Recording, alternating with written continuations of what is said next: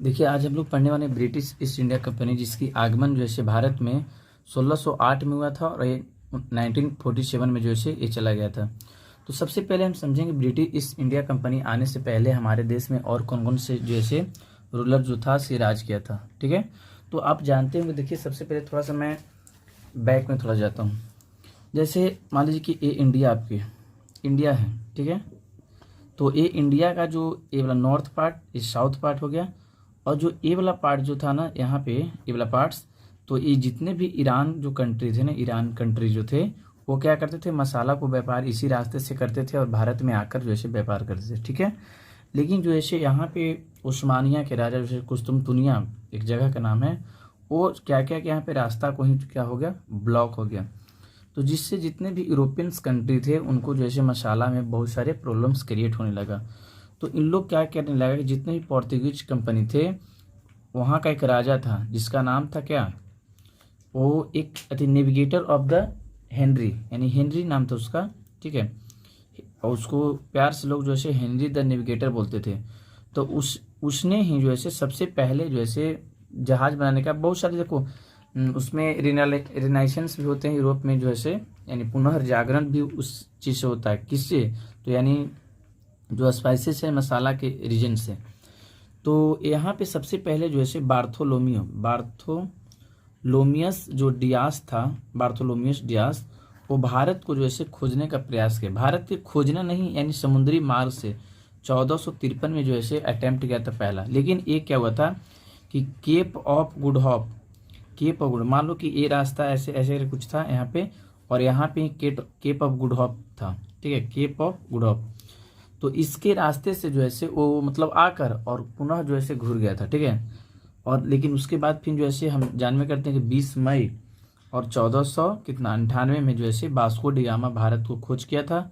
और ये यहाँ पे जो कि कालीकट बंदरगाह पे आया था। ठीक है ना, कालीकट बंदरगाह, जो कि राजा एक थे जामोरिन, यानी जामोरिन जो था से यहाँ पे कालीकट का राजा था, उसी ने स्वागत किया था। ये पुनः फिर वापस किया था 1599 में, 1499 में। ठीक है, उसके बाद 1502 में आया था। ऐसे कर कर जो है इस्टेब्लिशमेंट करता। लेकिन हम अभी टॉपिक पढ़ने वाले हैं क्या, ब्रिटिश ईस्ट इंडिया कंपनी। तो सबसे पहले इसको समझेंगे।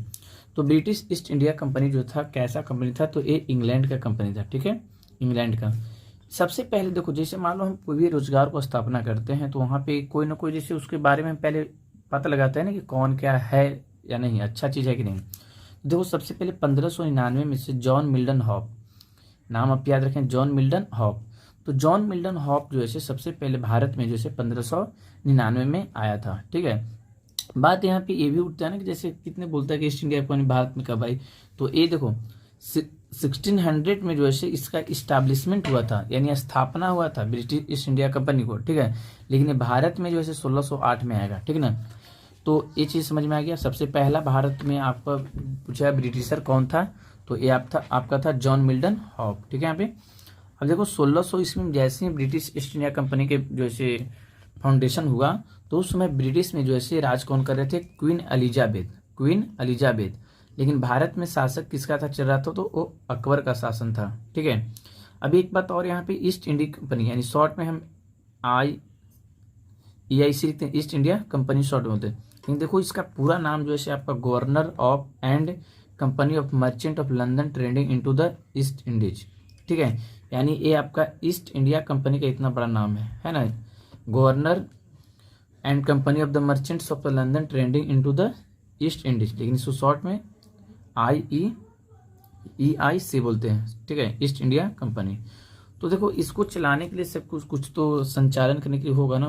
तो देखिए, ये सबसे पहले तो हम जाने की प्राइवेट कंपनी है। ठीक है, और इसका जो लीड जो कर रहे थे, जो लीड का मतलब संचालन करना, इसका संचालन जो करता थे वो 24 बोर्ड ऑफ डायरेक्शन, यानी अकेले ही नहीं मिलकर, जैसे देखो डायरेक्शन मतलब निर्देशन, यानी 24 जो है मेंबर्स पार्टिसिपेट कर रहे थे। ठीक है, और इसके बाद इसका जो है फर्स्ट गवर्नर, यानी फर्स्ट गवर्नर जो होता है वो होता है थॉमस स्मिथ। तो इसके साथ जो है कंपनी के साथ देखिए, आपको सबसे पहले पूछेगा कि पहला जो गवर्नर आते हैं उनका नाम है क्या, थॉमस स्मिथ नाम है। यहाँ पे समझ में आ रही बात है। दूसरी बात है समझना, जैसे मान लो कि हम लोग कहीं भी अगर अदर कंट्रीज में जाते हैं तो हमें क्या लगाना होता है, वीजा पासपोर्ट बनाना होता है। उसी प्रकार जो है क्वीन एलिजाबेथ तो 1600 में एक रानी थी, ठीक है। तो जैसे ही आने लगा तो यहाँ पे 1600 में एलिजाबेथ ग्रांटेड 15 ईयर्स। आपसे पूछा कितना ईयर्स, तो 15 ईयर्स, तो 15 साल, यानी 15 साल के लिए जो है कॉमर्शियल मोनोपोली, मोनोपोली में क्या होता है बच्चे, एकाधिकार, और ये आपका कॉमर्शियल में क्या होता है, व्यवसाय के लिए, व्यवसाय ट्रेड करने के लिए इन्होंने बोला कि आप 15 साल तक जो है आप क्या कर सकते हैं, राज कर सकते हैं, आप अपना ट्रेड कर सकते हैं। बट एक राजा थे किंग जेम्स, ठीक है, किंग जेम्स, ये 1609 ईस्वी में क्या किया कि उन्होंने बोला कि नहीं, आप जो है मोनोपोली जो है इंडिफिनिट करो, यानी आप अनिश्चित काल तक वहां पे राज कर सकते हो। तो आपने ये चीजें समझा धीरे धीरे पॉइंट। दूसरी बातें हम पढ़ेंगे, अगला टॉपिक्स पढ़ने हमें ट्रेड, ट्रेड इन इंडिया। तो ट्रेड में कैसे किया, यानी 1608 में अराइव यहाँ पे किया था इंडिया पे। लेकिन यहाँ पे आपसे क्वेश्चन पूछेगा कि आखिर जो ब्रिटिशर आए थे उनका जो शिप के नाम क्या था, तो उसका शिप का नाम था रेड ड्रैगन। क्या नाम था, रेड ड्रैगन, ठीक है, रेड ड्रैगन।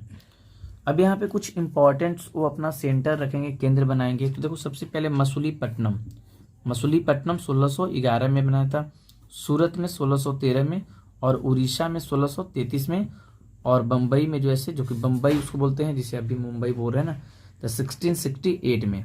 तो एक कुछ इंपॉर्टेंट सेंटर था। लेकिन देखो एकाएक नहीं ना होता है, आपको स्ट्रगल तो करना पड़ता है। लेकिन ब्रिटिशर भी हमारे भारत पे कब्जा करने की, देखो कितना स्ट्रगल कर रहा है वो। अब हम आगे पढ़ने वाले हैं टॉपिक डेवलपमेंट, यानी डेवलपमेंट ऑफ सेंटर। तो डेवलपमेंट ऑफ सेंटर के बारे में पढ़ेंगे। देखो तो ये दो तरीका से डेवलपमेंट किया, एक साइड किया नॉर्थ इंडिया और एक किया साउथ इंडिया, है ना। तो देखो एक चीज़ और थोड़ी सी, आप यहाँ पे मैंने एक माप हल्का मैप पढ़ता हूँ। जैसे मान लो कि यहाँ पे तो ये इंडिया का जो है ये नॉर्थ पार्ट, इधर साउथ पार्ट, जैसे ऐसे यहाँ पे क्या था, इधर वाटर है ना, ओशियन हमारा है, सी, और इस टाइप से मतलब इधर समुद्री मार्ग से आने का रास्ता बहुत अच्छा था, ठीक है। तो इधर तो साउथ में ये चीज़ कर किया, लेकिन नॉर्थ में यहाँ पे आप जाने, बंगाल यहाँ पे है ना, ऐसे ऐसे करते नॉर्थ पे कब्जा करेगा। अब यहाँ पे तो कर सकता, लेकिन यहाँ पे थोड़ी सी प्रॉब्लम है। तो देखो कैसे अथी कर रहा है उसके बारे में हम डिटेल पढ़ रहे हैं। तो देखो बाबू, नॉर्थ इंडिया, यानी नॉर्थ इंडिया में कौन था, मुगल था। अब जान ही रहे हो कि उस समय का जो है पीरियड्स में मुगल एम्पायर थे, ठीक है। तो देखो 1605 और 1625 थोड़ा सा पढ़ लेते हैं, 1605 and 1625 arrived in India at the era of the Jahangir.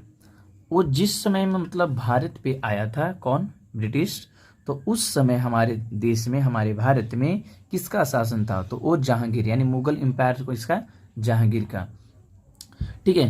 लेकिन सबसे पहले एक चीज जान जाओ कि कैप्टन हॉकिंस, कैप्टन हॉकिंस जो था, ऐसा इंसान जो कि ये आपसे पूछ रहा है कि बताइए कौन ऐसा मतलब मुगल अथी, कौन ऐसा ब्रिटिशर था जो इसका जहांगीर के दरबार में गया था, तो पहला कैप्टन हॉकिंस, ठीक है। तो कैप्टन हॉकिंस एक इंसान थे, ब्रिटिशर थे, वो जो ऐसे यहाँ पे गए थे। तो देखो सबसे पहले क्या हुआ था ना कि एक तुर्किश डायलॉग, तुर्किश मतलब तुर्की भाषा में, जैसे ब्रिटिश वहाँ पे आपका क्या बोलते हैं, जो ये सब ईरानियन था ना, ईरानियन तुर्की, तो ये जो है क्या क्या थे, कैप्टन हॉकिंस जो है उससे बात किया तुर्किश लैंग्वेज में। अब ये खुश हो गया बंदा, अरे हमसे, जैसे मान लो कि हम बिहार के रहने वाले हैं, हम कई जैसे मतलब कई स्टेट्स में गए, कई मतलब राज्य में, चाहे कहीं भी जाओ आप, अगर हमारे साथी मिल गए अपने बिहार के, तो हमें थोड़ा सा गर्व महसूस होगा ना कि अरे लगता है कि हमारे बिहार के इस तरह से बोल रहे हैं।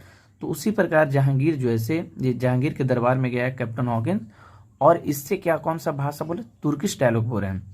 तो एक जहांगीर क्या हो, खुश हो गए, और खुश होकर जो है मनसब दिया, कितना, 400, तो 400 मनसब के नाम दिया, और एक उपाधि दिया था, नाम दिया था, जिसका इंग्लिश खान के नाम से जानते हैं।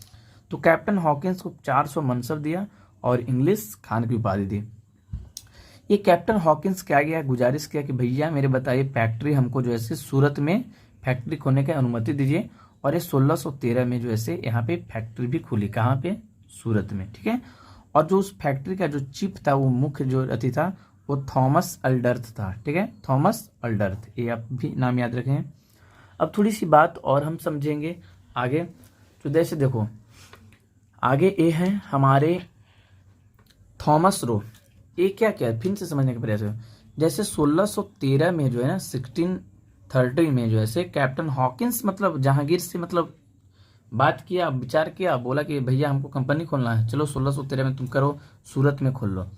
लेकिन सूरत में नहीं, इसका टारगेट था पूरा भारत में, ठीक है। तो उसके बाद थॉमस रो आता है और ये एम्बेसडर था किसका, किंग जेम्स का एम्बेसडर था, ठीक ना, थॉमस रो।